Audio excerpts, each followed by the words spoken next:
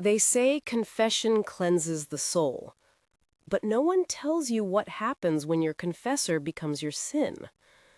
The bells of Santa Maria del Mar echoed like heartbeat pulses through the narrow streets of Barcelona. I'd never liked churches. They smelled of guilt and incense.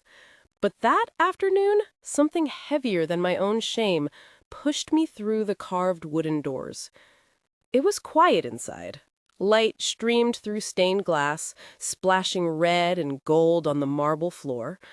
I stood there, staring at the crucifix, wondering if God even remembered my name.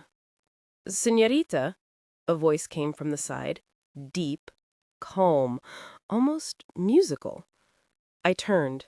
He stood by the confessional, tall, in black, his collar crisp, eyes soft and unreadable. "You look lost." I need to confess," I whispered. He nodded and opened the booth. I stepped in, sitting on the narrow bench. The screen between us cast his shadow against the light. "What troubles your soul?" he asked. I hesitated. "It's not sin," I'm confessing. "It's memory." He was silent for a moment, then said, "Memory can wound deeper than sin." I almost laughed. "Then prepare yourself, Father. Mine is all scars." For a long time, I said nothing. The words stuck, like glass in my throat. Then I began, softly, haltingly. I came to Barcelona to start over. But every time I close my eyes, I see their faces. My mother, my brother, the night they died. There was so much blood. He breathed in, slow. "Have you forgiven those who caused it?" I stared at the wooden wall between us. Forgiveness is for the living. They're already gone. He shifted slightly, his tone lower now. "And you? Are you living or only surviving?" His question cut through me. I looked down at my hands, pale, trembling. Some days, I don't know. I just exist. Existence is a gift, even when it feels like a burden. His voice, so gentle, held a quiet strength. "Tell me about the blood. Tell me about the night." My breath fitched. No one had ever asked me to tell them about the blood. Everyone always wanted me to forget, to move on. It was raining. Hard. The kind that washes the streets clean, but never your soul. We were home. My father, a quiet man, a businessman. He'd just tucked me in. My mother was humming in the kitchen. My brother Marco was probably playing video games. I swallowed. The taste of rust in my mouth. Then the door splintered. Not kicked in, but shattered. Men in black. Shadows. And a glint of silver. A cross. A sharp intake of breath on his side of the screen. I paused, but he didn't speak, just listened. A silent anchor. They didn't say anything. They just moved, like a storm. My father tried to protect us. He always tried. But he was just a man with ledgers and dreams. They were different, faster, colder. My voice cracked. I hid under the bed. I heard the screams. My mother's, Marco's, and then nothing. Just the rain.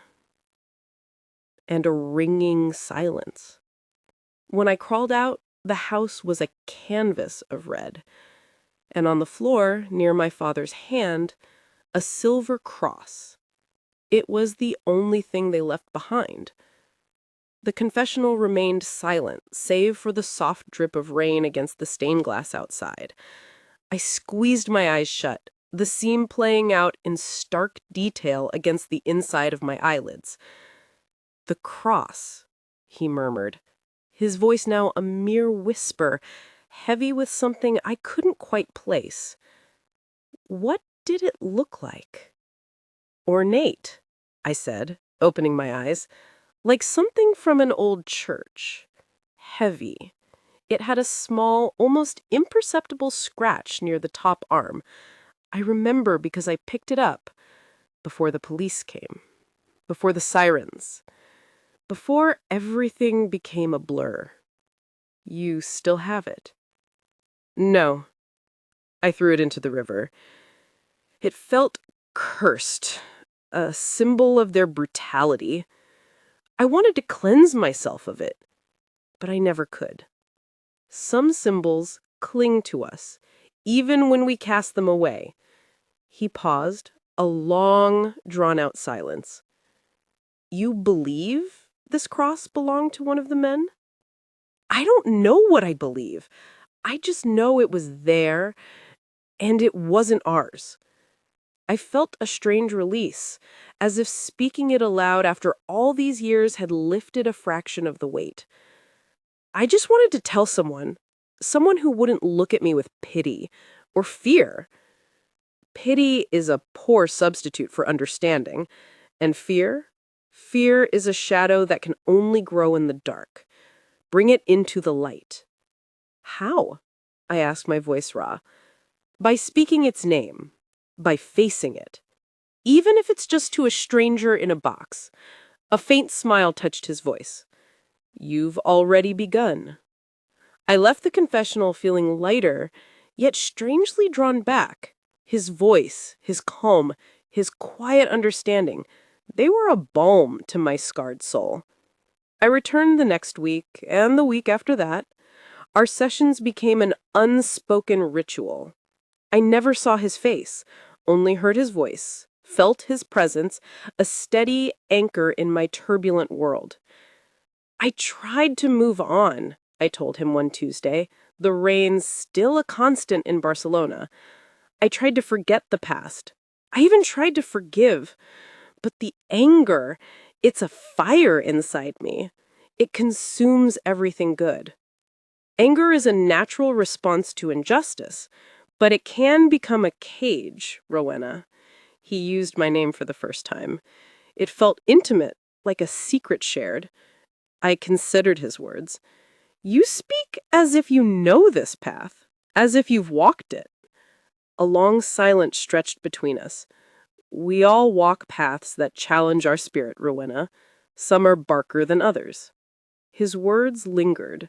I found myself thinking about them throughout the week, as I wandered the labyrinthine streets of the Gothic Quarter, as I sipped bitter coffee in a quiet cafe. He was more than a priest. He was something else. Someone who understood the contours of pain, not just from books, but from experience.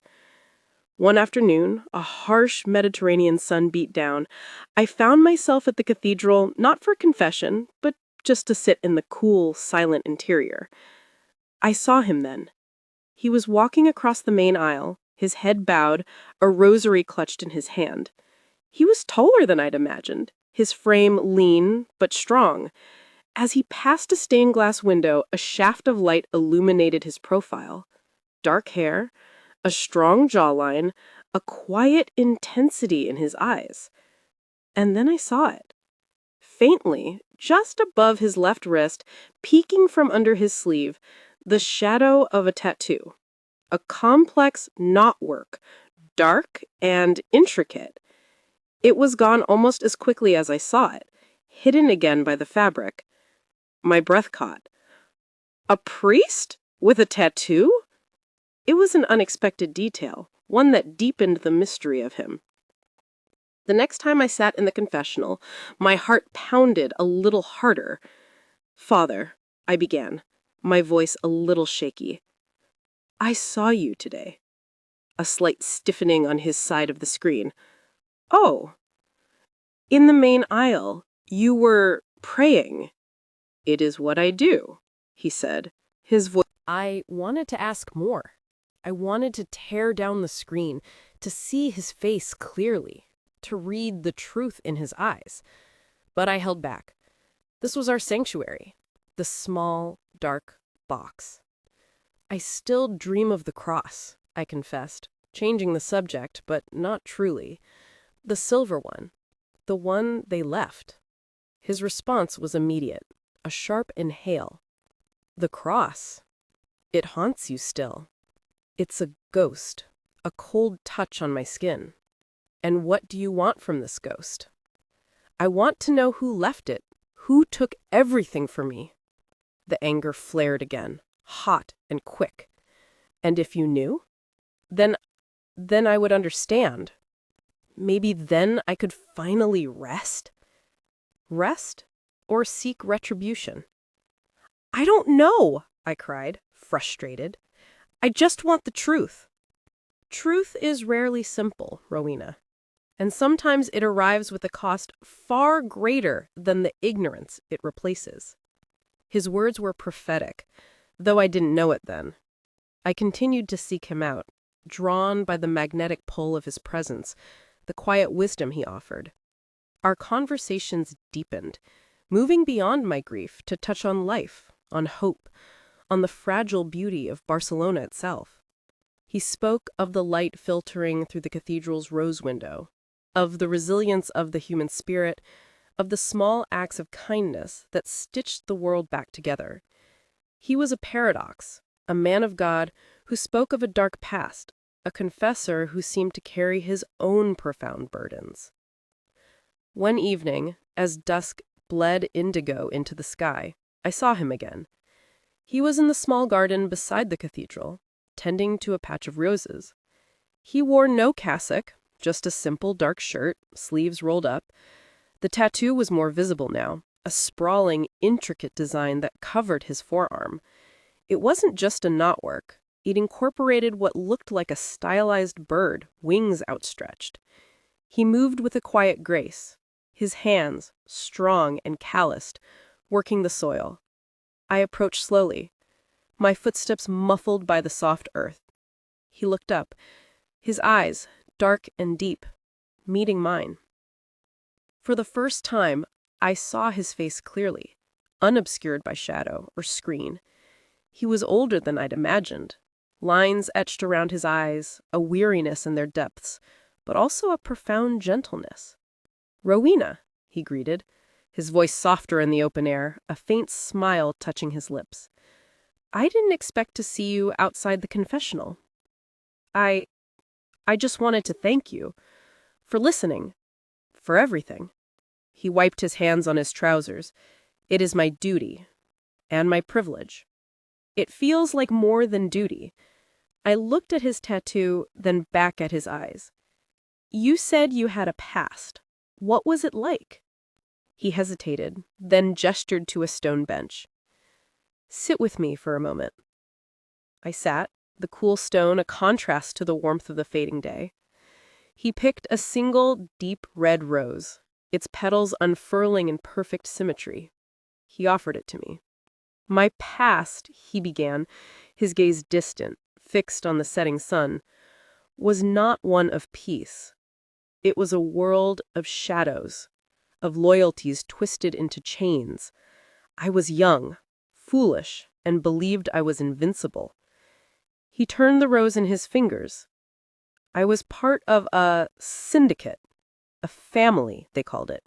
But it was a family built on fear, not love." My heart hammered against my ribs.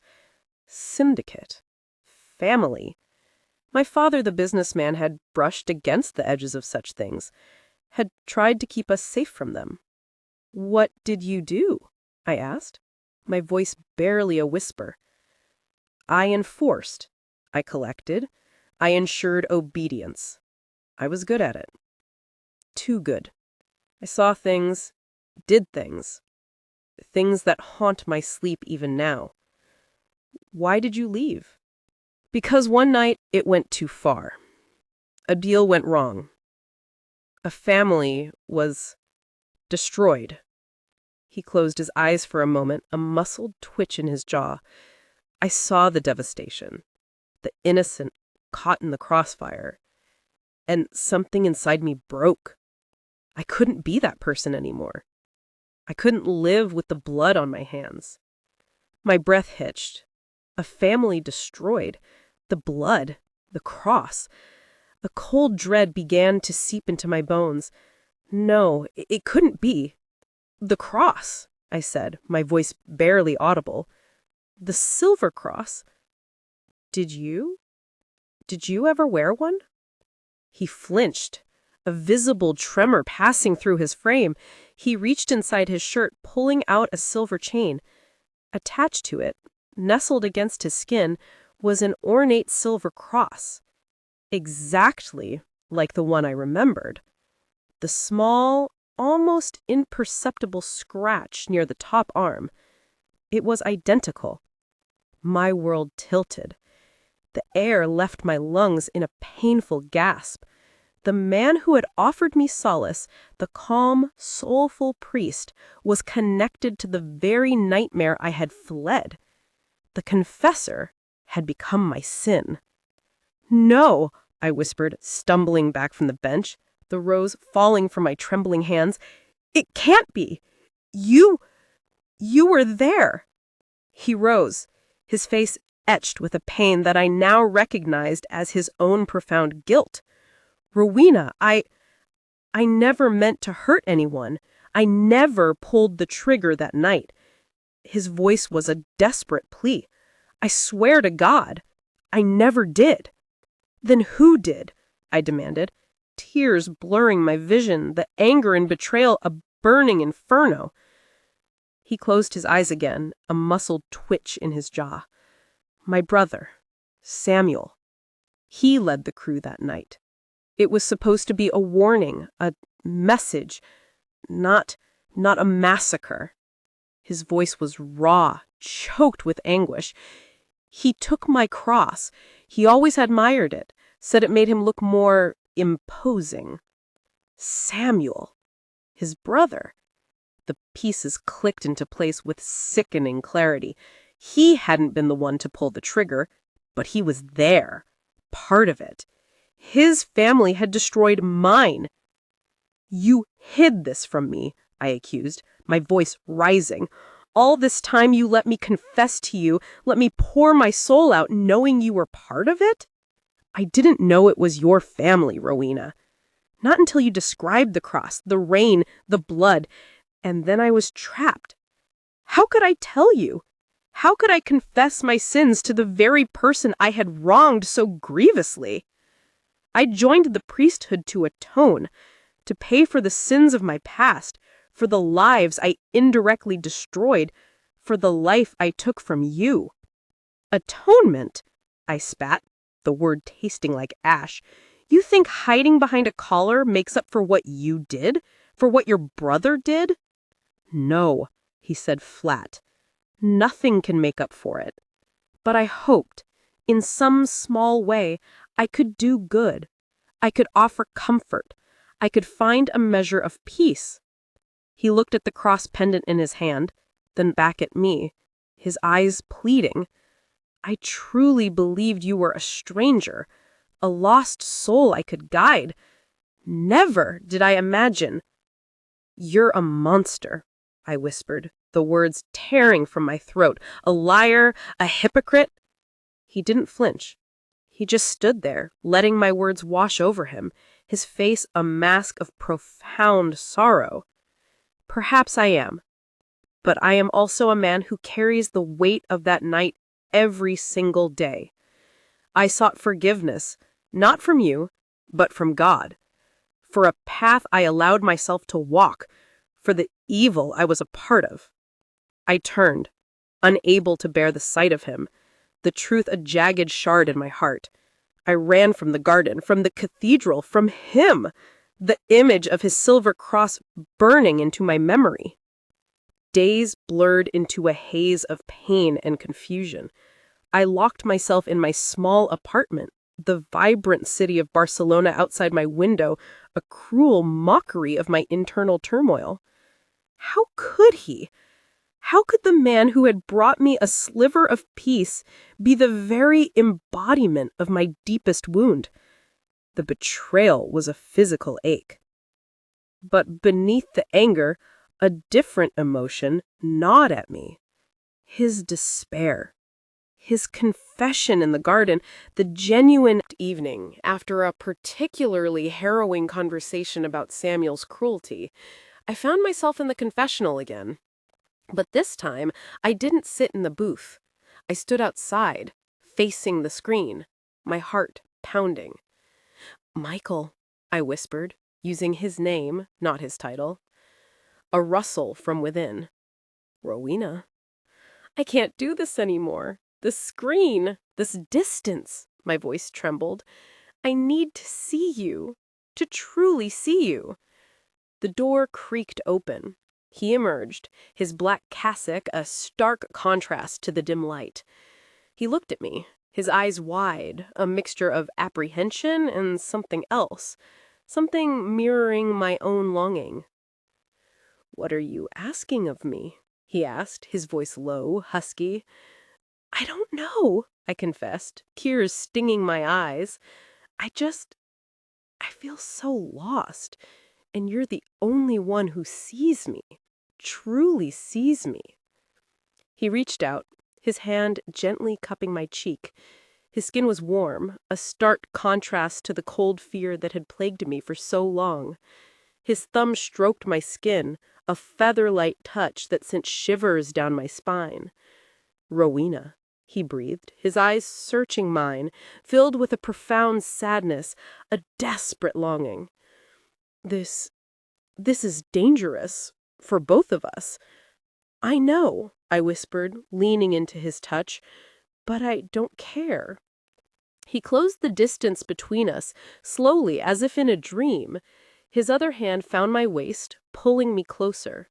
I could feel the warmth of his body through the fabric of my dress, the solid strength of him. His scent, a mix of old books, incense, and something uniquely his, filled my senses. His gaze dropped my lips, my heart hammered against my ribs, a frantic drumbeat. He lowered his head, his breath warm against my mouth. Then he kissed me.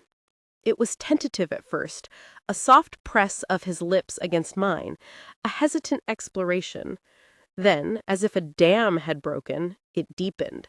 His mouth opened, and I responded, my own lips parting. His tongue, warm and insistent, sought mine, and I met it, a dance of tentative discovery. It was not a kiss of passion, not yet. It was a kiss of shared pain, of profound understanding, of two broken souls finding a fragile connection in the wreckage of their pasts.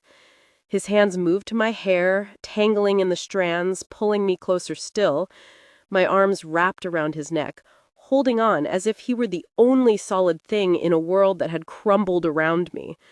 The kiss grew more urgent, more desperate, a silent plea for connection, for solace, for something akin to hope. His lips moved over mine, sucking gently, drawing me deeper into the intoxicating swirl of sensation. I could taste the faint hint of wine from the communion, the clean taste of him, and I devoured it, needing more. His hands slipped down my back, pressing me flush against his body. I could feel the hard planes of his chest, the rapid beat of my heart mirroring my own. A soft moan esteeped me, a sound I barely recognize as my own.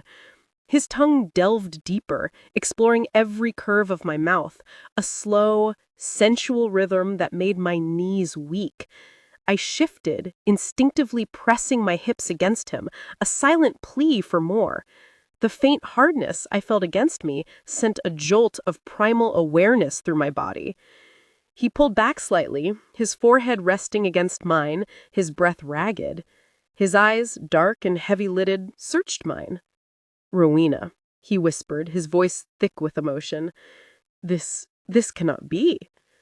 "But it is," I breathed, still caught in the intoxicating haze of the kiss. "It is." He kissed me again. A harder, more urgent kiss this time, as if trying to erase his own words.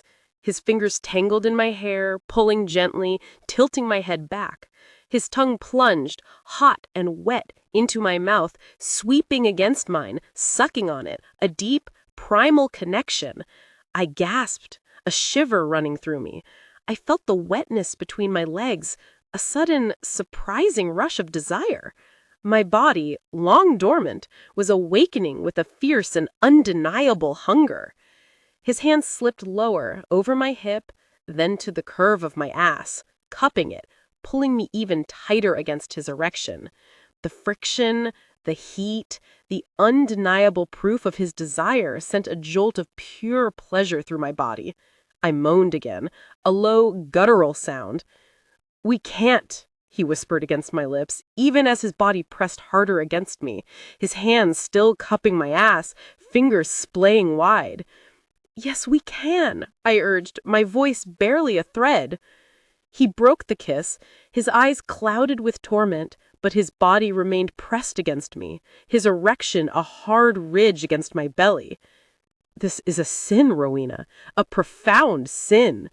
"Then let us sin," I pleaded, my fingers digging into the fabric of his cassock, desperate to hold him close. His gaze searched mine, a battle raging in his eyes. Desire warred with duty, longing with guilt. Finally, with a ragged sigh, he capitulated. His hand, still on my ass, moved to the hem of my dress, slowly, deliberately, inching upwards. My breath caught in my throat. His fingers, warm and calloused, brushed against my bare thigh, sending a wave of sensation through me. "Are you sure?" he murmured, his voice thick with emotion, his eyes still locked on mine. I nodded, unable to speak, my body thrumming with a desperate need. His hand continued its ascent, sliding under my dress, over the soft skin of my thigh, higher and higher, until his fingertips brushed against the lace of my panties. A gasp escaped me. He paused, his thumb tracing the delicate fabric. Then slowly, he slipped his fingers under the lace, finding the soft, yielding flesh beneath. My pussy was already wet, throbbing with anticipation. His fingers, gentle but firm, found my clit, teasing it. A jolt, sharp and exquisite, shot through my body. I arched into his touch, my head falling back against his shoulder. "Oh, Michael," I whimpered, the sound barely audible. Groaned, a deep guttural sound from his chest. His mouth found my neck, biting gently, sucking on the sensitive skin, sending shivers down my core. His fingers continued their work, stroking, circling, teasing me, making me squirm against him. I could feel the wetness spreading, soaking my panties. He lifted me, effortlessly, and I wrapped my legs around his waist, my dress riding up, exposing my bare thighs. He carried me, stumbling slightly, into a small, dark room adjacent to the sacristy, a storage closet filled with old vestments and dusty candles. He leaned me against the wall, his body pressing against me, trapping me. His lips found mine again, hungry, desperate. His tongue plunged, demanding, and I met it with equal fervor. His fingers continued their work, delving deeper, finding the slick folds of my pussy, stroking, teasing me, pushing me closer and closer to the edge. I could feel myself unraveling, my body tightening, my breath coming in ragged gasps. "Oh, Michael!" I begged, my voice raw with need. He pulled back slightly, his eyes burning into mine. "I want to see you, Rowena." With trembling hands, he lifted my dress, pushing it up past my waist. The cool air of the room hit my bare skin, but the heat between my legs was all-consuming. He knelt before me, his dark eyes devouring the sight of my pussy, slick and swollen, the dark curls surrounding it. "Beautiful," he whispered, his voice hoarse with desire. He reached out, his fingers tracing the delicate folds of my labia, then gently spreading them, exposing my clit, a small, sensitive pearl. He leaned in, his breath warm against my skin, and then slowly, deliberately, he lowered his head. His tongue, warm and wet, touched my clit. A jolt of pure, unadulterated pleasure shot through me. My legs buckled. I cried out, my hands gripping his shoulders, holding on for dear life. He licked, sucked, teased, his tongue a masterful instrument